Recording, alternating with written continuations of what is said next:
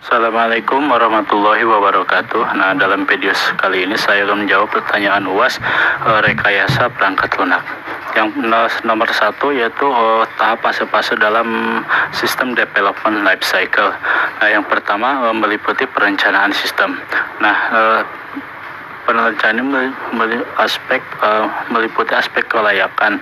Nah, tahap perencanaan ini meliputi pembentukan dan konsolidasi tim pengembang, lalu mendefinisikan tujuan dan ruang lingkup pengembangan sistem, dan mengidentifikasi apakah masalah-masalah yang ada bisa diselesaikan melalui pengembangan sistem, lalu menentukan dan mengevaluasi strategi yang akan digunakan dalam pengembangan sistem.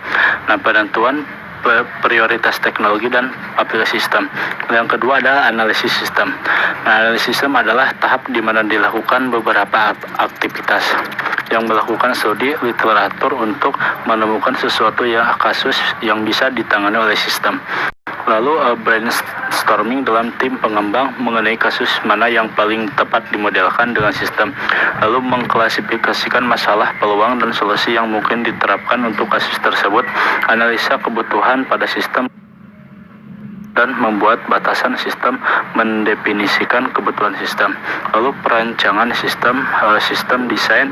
Nah, pada tahap ini features dan operasi pada sistem dideskripsikan secara detail. Nah, aktivitas-aktivitas yang dilakukan adalah menganalisa interaksi objek dan fungsi pada sistem, lalu menganalisa data dan membuat skema database, lalu merancang user interface. Yang keempat ada implementasi sistem. Dan implementasi sistem yaitu mengimplementasikan rancangan dari tahap-tahap sebelumnya dan melakukan uji coba. Dalam implementasi dilakukan aktivitas-aktivitas berikut.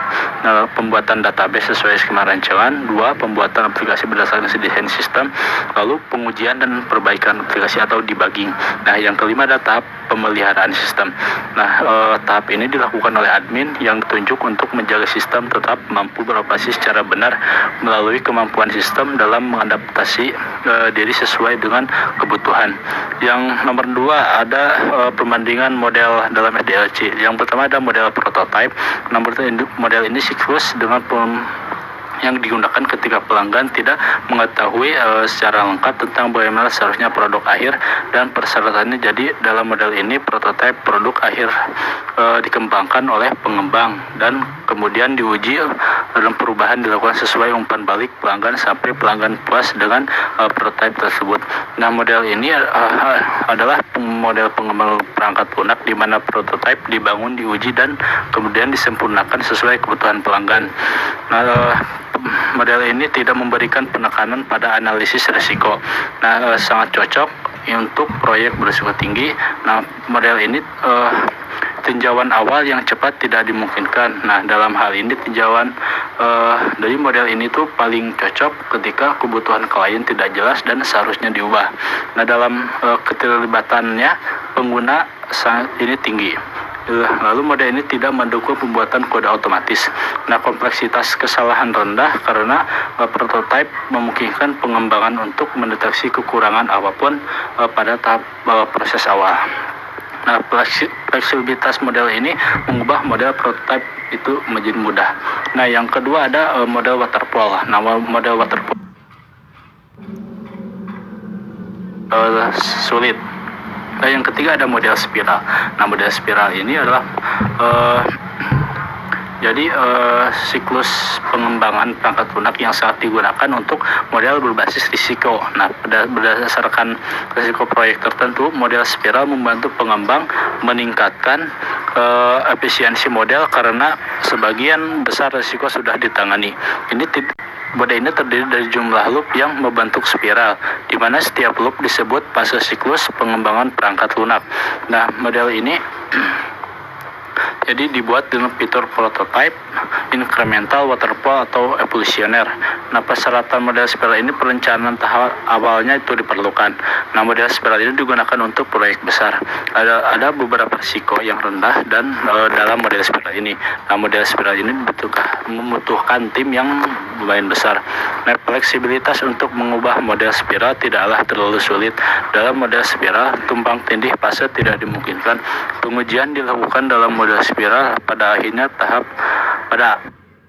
Akhir tahap rekayasanya, biayanya ini lumayan mahal.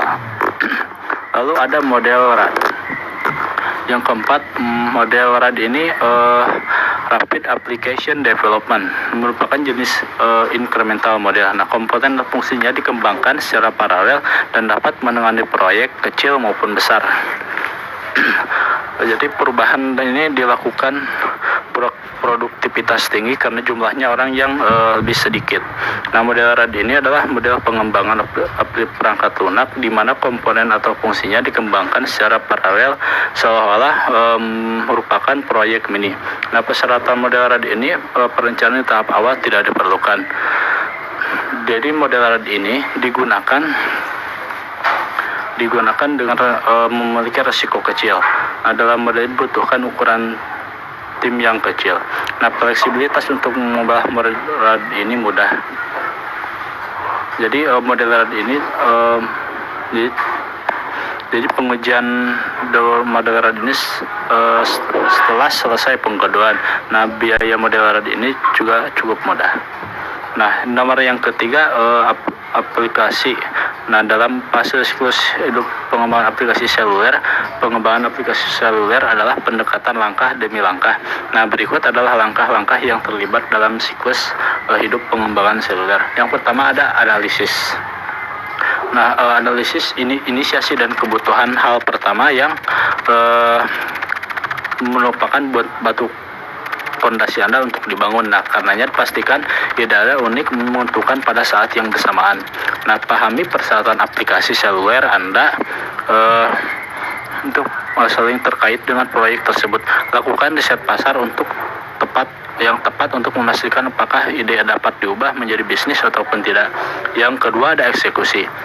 Nah, setelah selesai dianalisis, langkah selanjutnya adalah eksekusi. Nah, berikan jalur eksekusi dengan meletakkannya di atas kertas. Selain itu, diskusikan dengan audiens target Anda dan terima tanggapan mereka.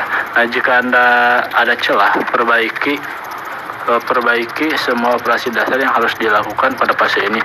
Perencanaan yang efektif akan mengukur risiko yang terkait dengan proyek serta membantu Anda memahami perspektif pengguna akhir. Nah, dalam tahap ini use case diagram juga terbukti bermanfaat bagi use case ini